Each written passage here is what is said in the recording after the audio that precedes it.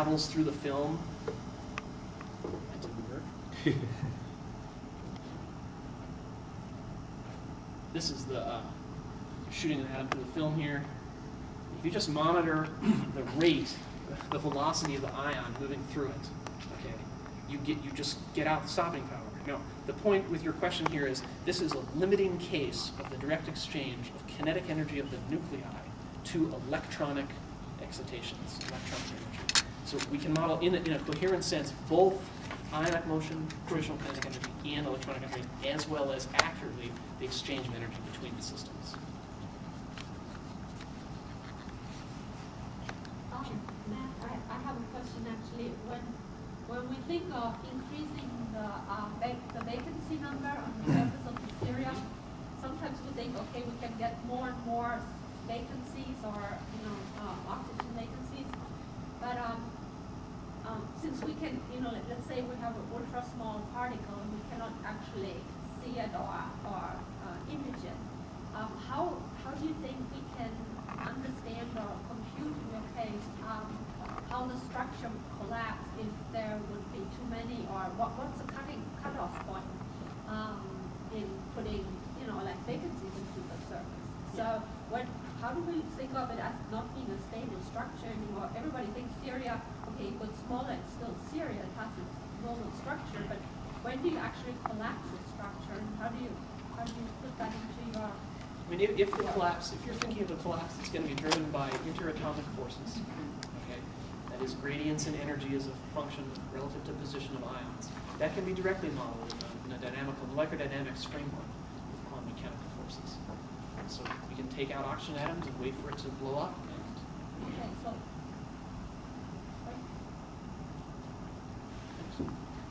Okay, any more questions? The second speaker again. We are very well on time, as I see, so we can stick to our next item, which is the coffee break for the afternoon. So, and after refueling, let's say within 10 minutes, we'll start again for the last session. Great.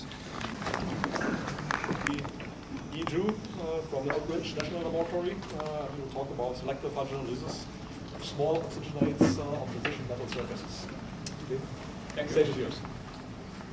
First, let me thank the symposium organizers,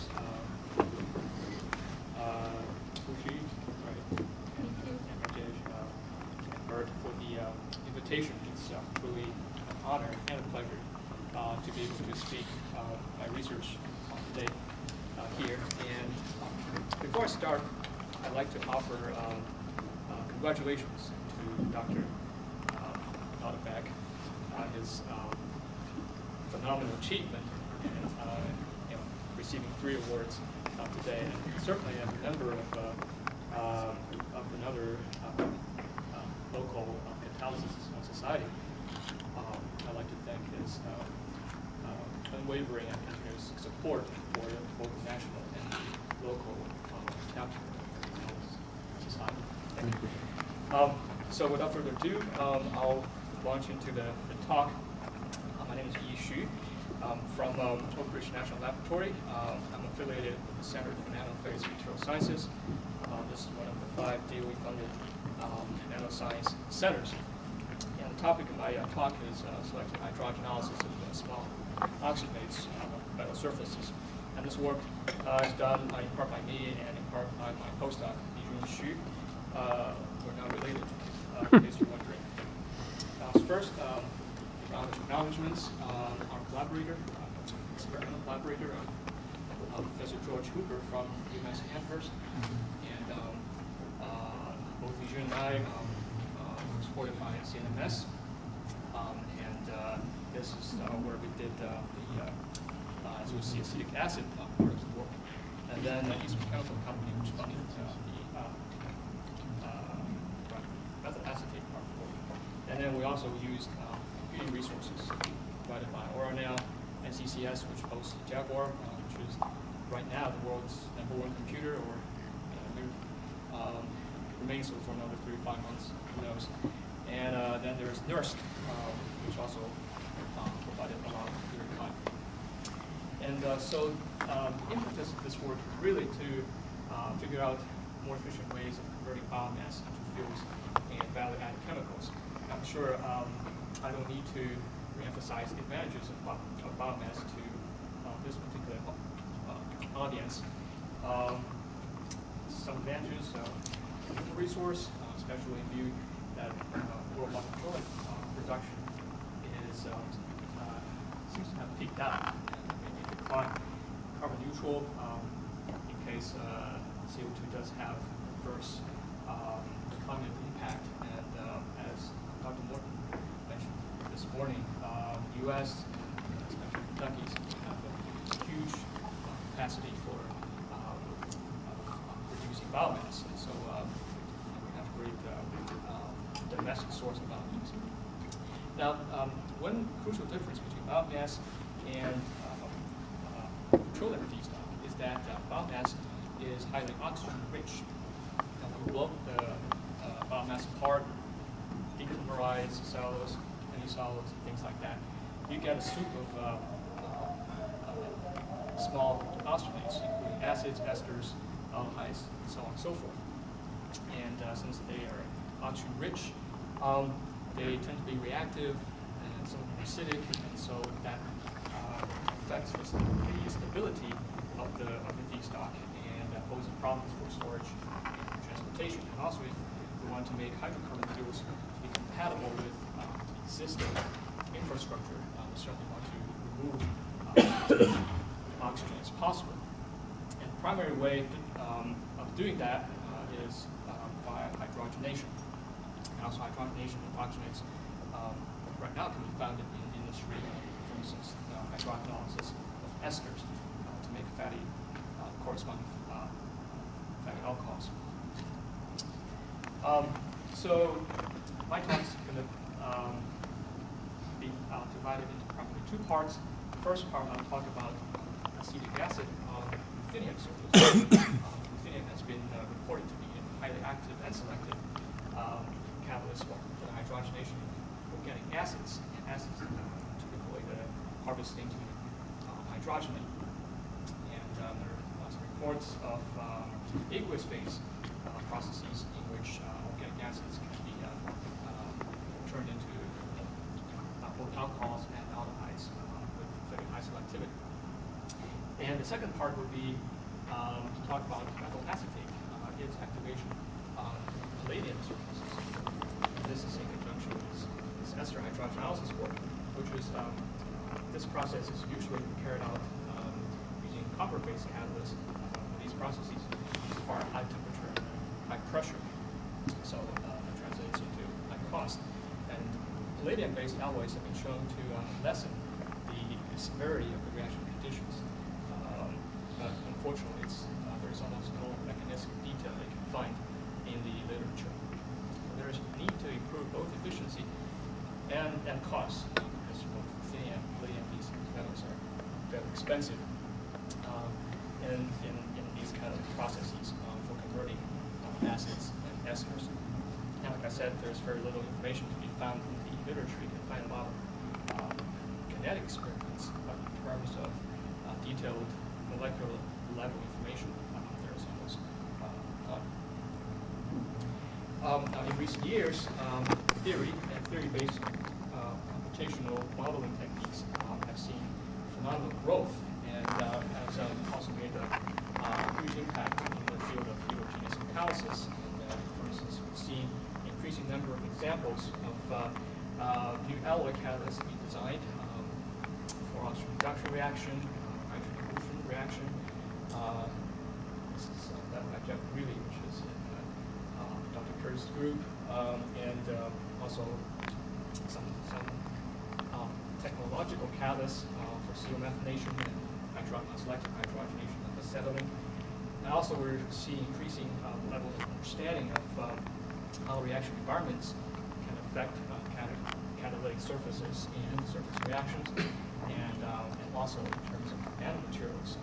This is a molybdenum sulfide nanoparticle for hydrogen reactions, and how these nanomaterials can function as catalysts.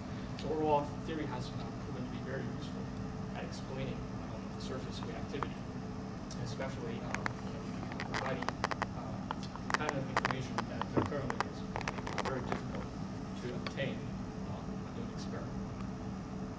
So I'll just get this out of the way. This is just a brief summary of the methods that we used in our work. We also use VASP, like I just mentioned in the last talk.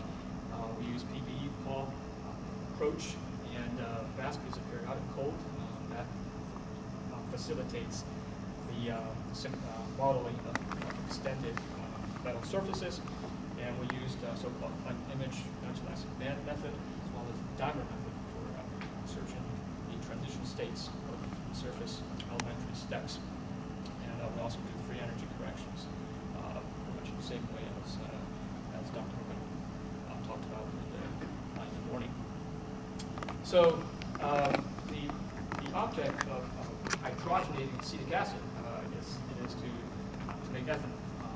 I can imagine that with larger molecules, it would also make sense to chop off the CO2 part and just make hydrocarbon directly. But obviously, with a C2 species, that doesn't make a whole lot of sense. But anyways, you can imagine that starting from acetic acid, CH3COOH, wound up in ethanol, there are potentially a large number of possible routes. And so this is just a small portion of the selective pathways. And if you do want to make hydrocarbons, there can be potentially a huge number of possibilities.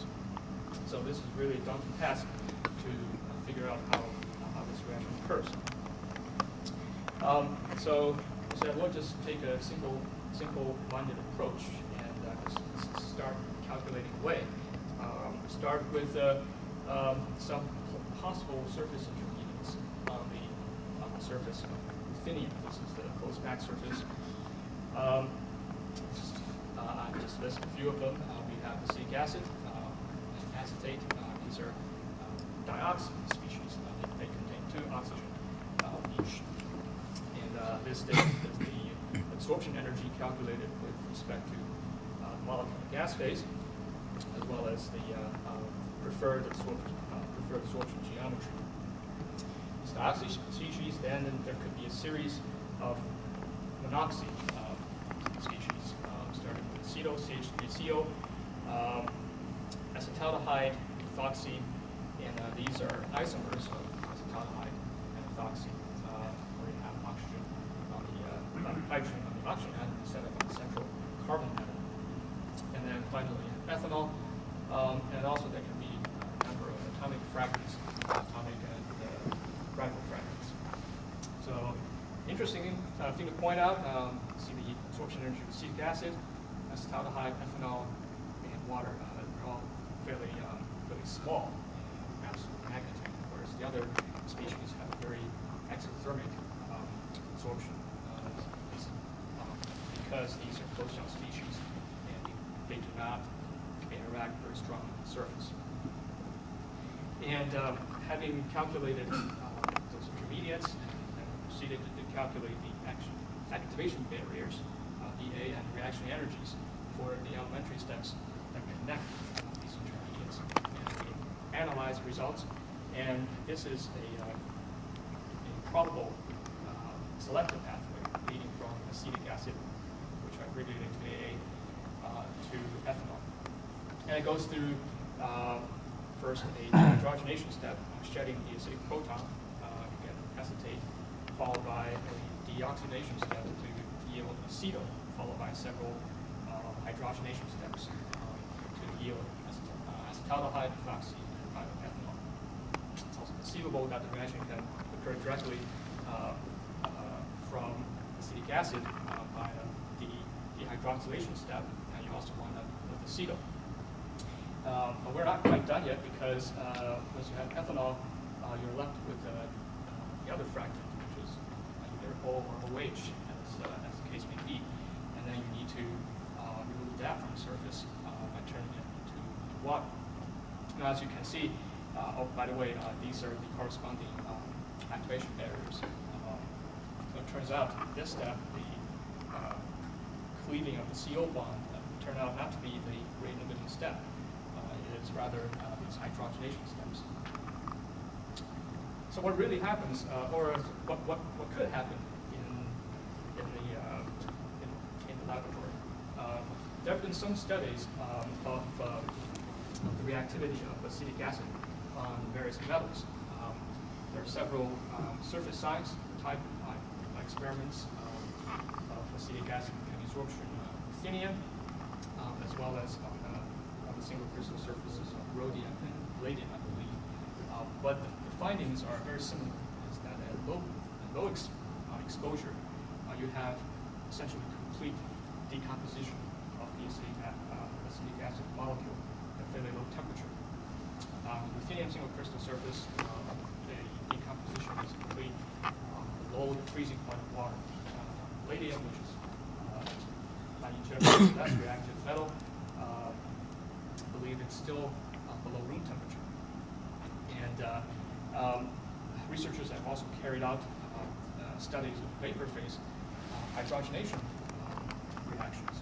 Hydrogenation of acetic acid supported palladium and ruthenium catalysts, so carbon supported, the silicon supported.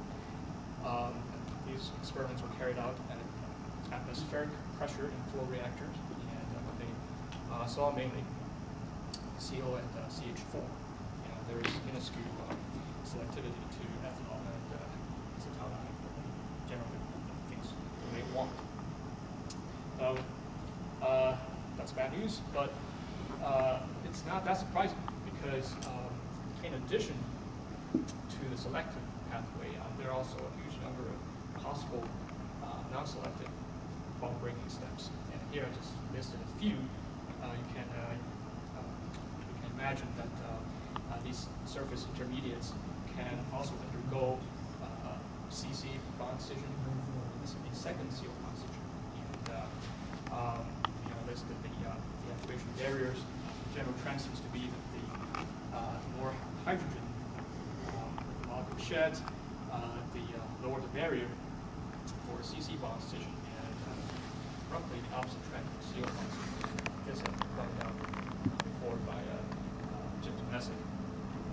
And so, if you plot the energy of some of these transition states on the same graph, you see that some of them are actually fairly low-lying, and that means thermodynamically speaking, there's a great likelihood that the system will take one of these paths, and then you go down the non-selective decomposition route, and you wind up with things you don't.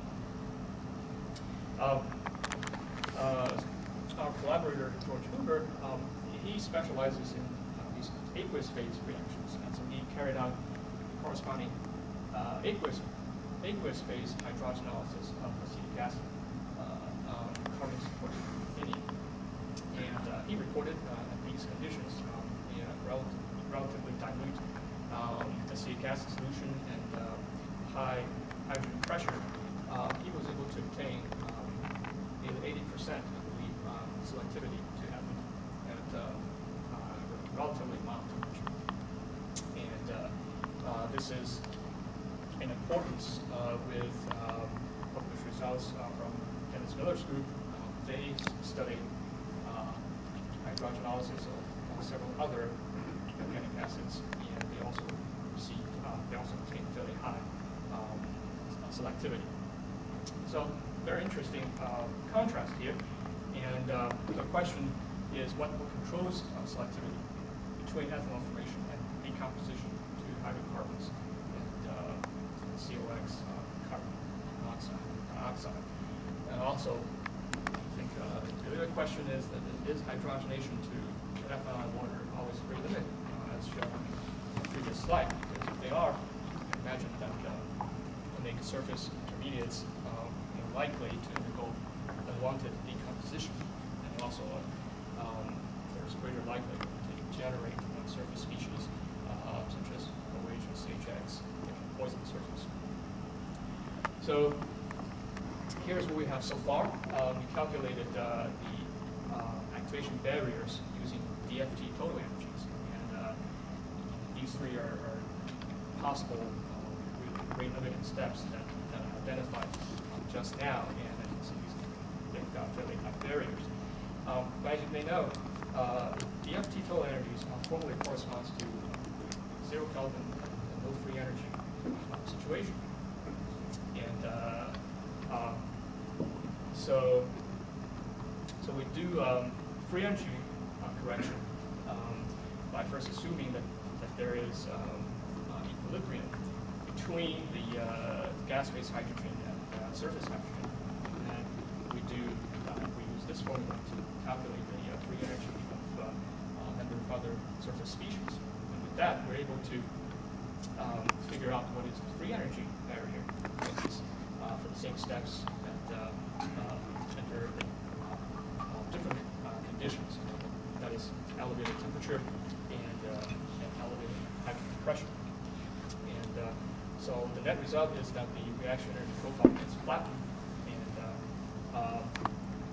and the activation barriers for hydrogenation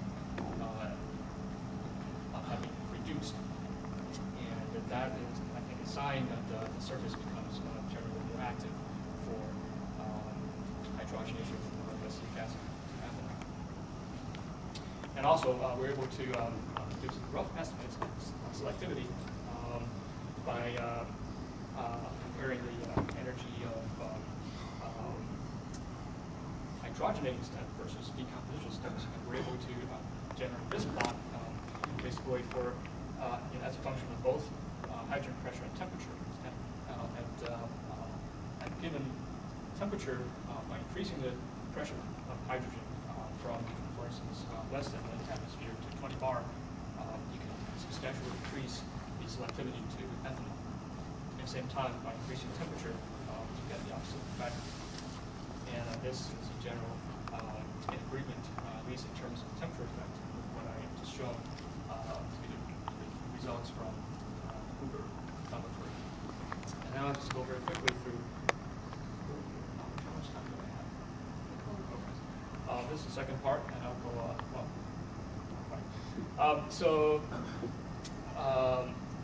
basically, we wanted to ask this question because so far we assume that the reaction occurs starting from acetic acid.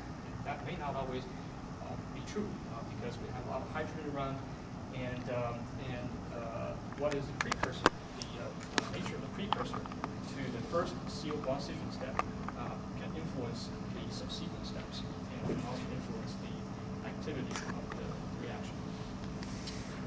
So what I meant by that is that you can imagine that besides acetic acid, you can also have dehydrogenated precursor called citrus acetate, and this species with a very long name, I think monolinole. Or you can have hydrogenated version of acetic acid. For instance, you can imagine attaching a hydrogen to a central carbon to yield this hemiacetal species. You can wind up with these diol species. And by cleaving the CO bond, you get different surface intermediates.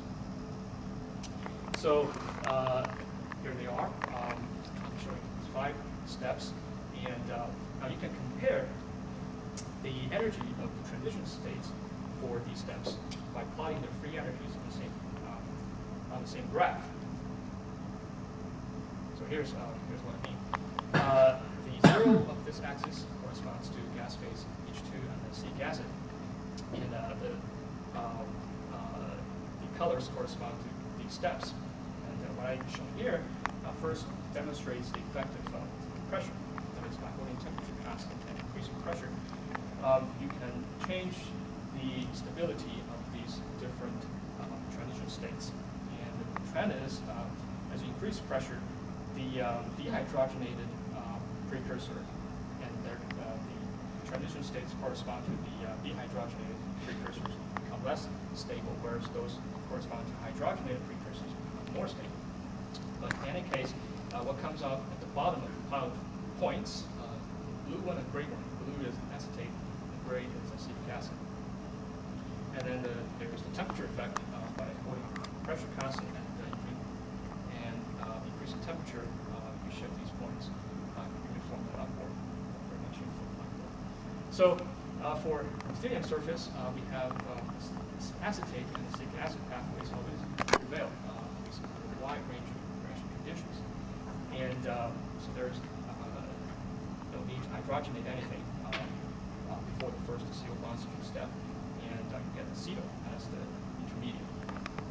And we basically repeated the same approach for a number of different metals, these 7 metals, and we found out that the acetate pathway is preferred on ruthenium and nickel. The direct acetic pathway is preferred on these 4 metals, and copper is slightly different. These are the image of the transition states.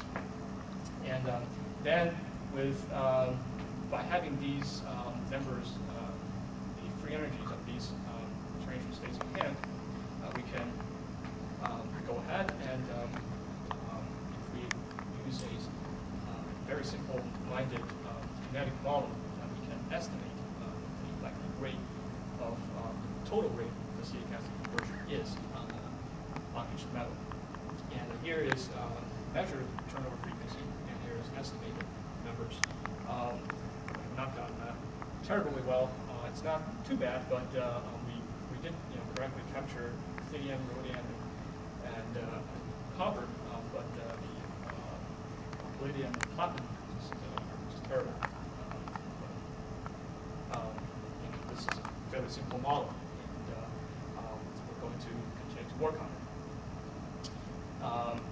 And then there's a potential of the turnover frequency is acetyl absorption energy that may be used for screening purposes. And I'll shift gear and I'll try to do this quickly. Effect of surface structure. As you may know, the surface structure of metals can affect local reactivity. I'm sure you're probably familiar with these concepts. Have enhanced absorption that can possibly occur at the step edge, and enhanced bond dissociation, as well as bond formation at the step edge. And also surface atomic spacing has been shown to be important in a number of reactions. So we explored the actuation of methyl acetate on the palladium aluminum light surface. For this molecule, we explored a total of 5 possible steps. 3 of them are CO bond-oxygen steps, carbonyl, bond-oxygen, acetate, methyl, acetyl, methoxy, and 2 dehydrogenation steps.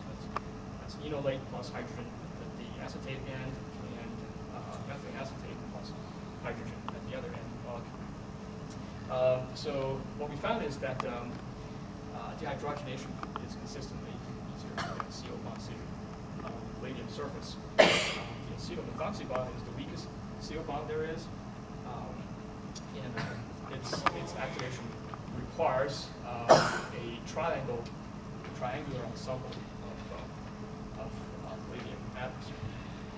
And we're able to construct or deduce so-called Bronsted and Spolani relations based on 3 points for each line.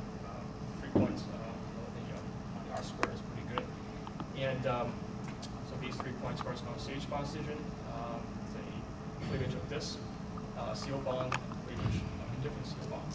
And we use these relations to deduce the likely pathways for methyl acetate. It turns out that this non-selective enolate pathway is probably the most likely pathway at vacuum or low pressure conditions.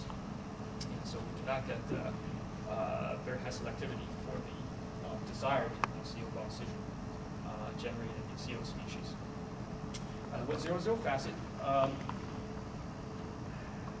pictures look similar, but you notice there are some subtle differences. The activation barriers for dehydrogenation steps, they're fairly effective, but the CO bond oxygen steps are effective a little more. And I think this is because the surface, the square symmetry of the 1,0,0 facet allows the production, the propulsion between different fragments. And then we also investigated step edge. This is step edge of one inlet surface. Large number of steps explored. Here's a table summarizing the lowest activation areas that we found. Interestingly, this is a little different. When we went from 101 to 100 facets, basically the dehydrogenation steps have been enhanced. The CO bond, this CO bond solution step, which is the selective step, is unfortunately not enhanced. And we can summarize all these results by plotting them. Very, very busy plot. So I'll do my best to try to convey to you what this plot means. So if we compare first the 111 and the 100 terrace, you see that these solid bars, which represent the hydrogenation steps, the transition states of these steps, their stabilities have not been affected much. But the dotted bar, which is the acetyl plus methoxy CO bond breaking step, that step has been enhanced. On the other hand, if you compare the terrace and the corresponding step edge, 111 terrace and 111 step edge, 100 terrace and 100 step, you see what you see is that although the transition states for both CO and CH bond breaking steps have both been stabilized, but one of them, the CH bond breaking steps, their transition states have been stabilized more than the CO bond breaking steps. So here's the tentative conclusion is that from 1 to 100, we have comparatively speaking, enhancement of CO bond solution, whereas if you go from terrace to step edge, you get enhanced dehydrogenation instead of CO bond solution. I'll skip this basically as it says. Effective student group. So to conclude, we believe that the theoretical model can be a useful tool for shedding light on the molecular level reactivity and offer insights into heterogeneous catalysis that are otherwise difficult to obtain. And then I hope that I've demonstrated that the one fundamental issue in selective hydrogenation is small oxygenates, CO versus CC bond oxygen, but perhaps more a question of CO versus CH bond oxygen, and factors that can influence the relative facility of these two types of steps, reaction conditions, surface structure, oxygenate species, and these factors can perhaps all influence the choice of optimal metal to catalyze this reaction. And with that, I'll conclude. Thank you very much for your attention.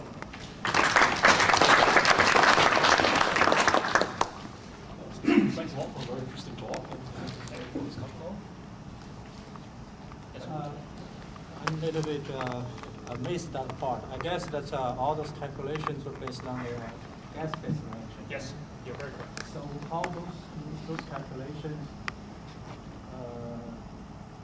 can apply for the active phase? To give examples, active phase result Right. looks pretty similar. So can you explain that a little bit? Currently, there is no well-established procedure for including the aqueous phase into a detailed molecular model like this. People, there are various approximations, but I personally don't think they're adequate to, if there is any effect, to completely capture them. And I think what the experiments have shown is that the metal species itself does play a huge role in these reactions, despite the presence of the aqueous phase. And so it's imperative that we have a base level understanding of what these metals can do by themselves and bring the aqueous phase later.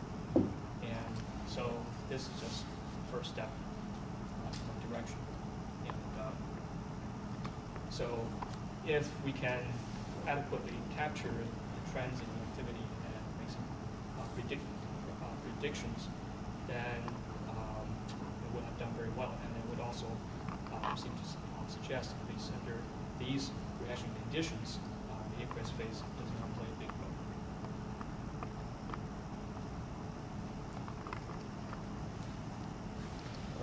another question with respect to the degree of complexity that can be treated. We have seen it's already a relatively complex picture with these fairly simple molecules. Or if you go to larger oxygenates, like sugar molecules, how realistic is it by theoretical calculations really be able to distinguish preferred, non-preferred pathways and finally find, let's say, more selective catalysts? Yeah, I think, well, in theory, you can always construct a large surface for a large molecule, and so on and so forth. I think what one would run into in terms of increasing the huge molecule is that, for instance, the hydrocarbon chain becomes increasingly floppy, and then the potential of the surface will have a lot of shallow minima and transitions that are difficult to capture with the level of accuracy of both DFT and also these transition state searching algorithms. And then the entropic effects could start to play a larger role. And so I think that's definitely a frontier area.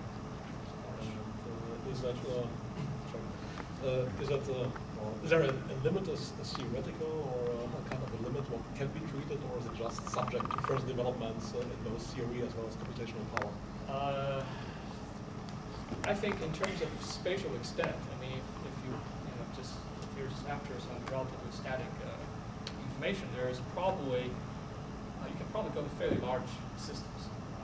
The real limitation right now is in terms of the temporal extent, following the dynamics of things. For instance, what Matt just talked about, that's a challenge. Okay, so if there are no any more questions, let's thank the speaker again.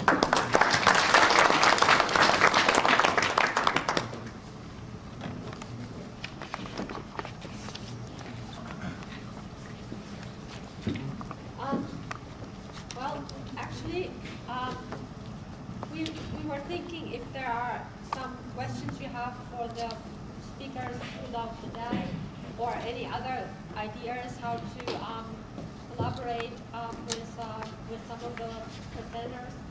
This might be a very good time right now, but we would also like to encourage you to recognize that we have a mailing list or email list in the back of the handout.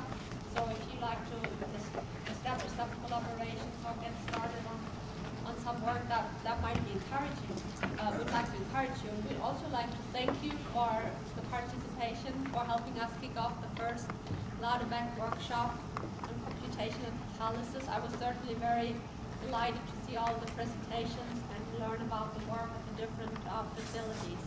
Would you like to add something, Helgi? Well, as I expected, actually, I really enjoyed the workshop quite a lot. It confirmed what I observed over the last, just discussed it, 3 years, that opposite to my experience in the 90s, we are much more in a position now to actually use theory as a tool for the catalyst development. So really a couple of approaches, like I said, well, actually in our daily work, that would make sense to go into that and have it calculated rather than running around blindly and then just trial and error. So there is has been a tremendous development, and I see much more potential here that really theory can meet all the industrial praxis and make contribution there. And that's very encouraging, and respected. I enjoyed it very much. Rashesh just mentioned to me,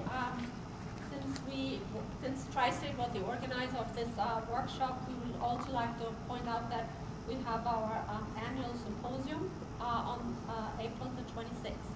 And everyone is welcome to join us for that symposium, and it'll be a one-day symposium, and it will be Cincinnati at the Riverside Embassy Suites. Thank you, Rashesh.